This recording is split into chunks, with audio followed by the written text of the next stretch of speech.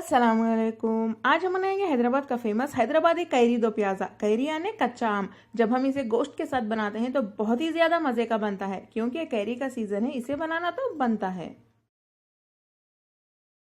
Hyderabadi carry दो प्याजा बनाने के लिए सबसे पहले एक प्रेशर कुकर में हम तेल गरम कर लेते हैं। तेल हमें थोड़ा ज्यादा ही चाहिए, 4 से 5 टेबलस्पून। आप चाहें तो तेल की क्वांटिटी कम भी कर सकते हैं, आपकी मर्जी, जो चाहे तेल ले सकते हैं। मैं यहाँ पे राइस ब्रान ऑयल ले रही हूँ।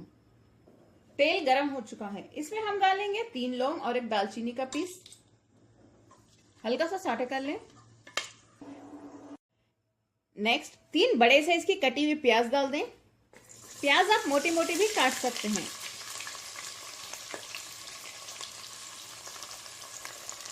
प्याज को हल्का सा भून लें।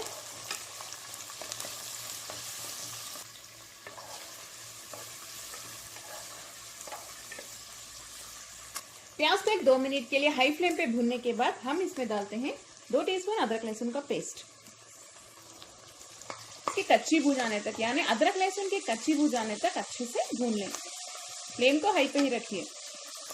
इसे अच्छे से भूनने के बाद हम इसमें 300 ग्राम हड्डी वाला गोश्त डाल देते हैं। गोश्त को अच्छे से धो के डालें। अब हमें गोश्त को बहुत अच्छे से भूनना होगा प्याज के साथ। नमक डाल दें, अपने टेस्ट के हिसाब से डाल लें। फ्लेम को हाई पे ही रखिए, इसे अच्छे से भूनिए। हल्दी आधा टीस्पून,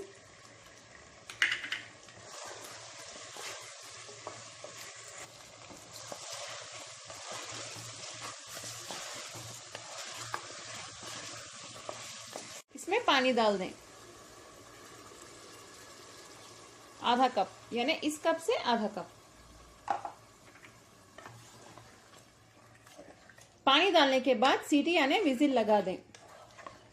हाई फ्लेम पे एक सीटी आने के बाद फ्लेम को लो पे रख दें और लो फ्लेम पे 15 मिनट के लिए गला लें। गोश्त गल जाएगा। गोश्त और प्याज दोनों साथ में गल जाते हैं। अगर गोश्त ना गले तो और थोड़ी देर गला लें।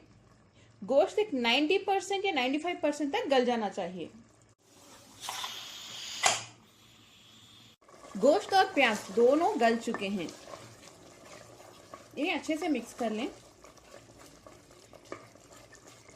प्याज देखिए बहुत अच्छे से सॉफ्ट हो गई है। इसे हम अच्छे से मिक्स कर लेते हैं ताकि प्याज कंप्लीटली घुल जाए इसमें।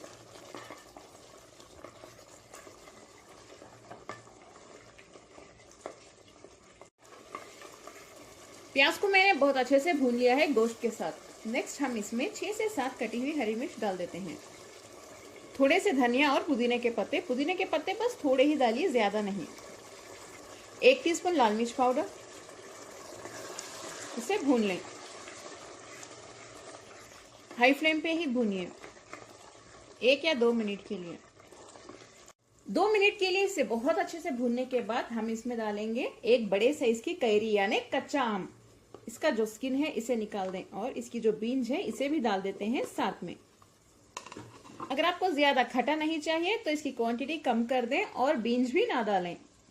फ्लेम को अब मीडियम पे रख के इसे हम बहुत अच्छे से मिक्स कर लेते हैं।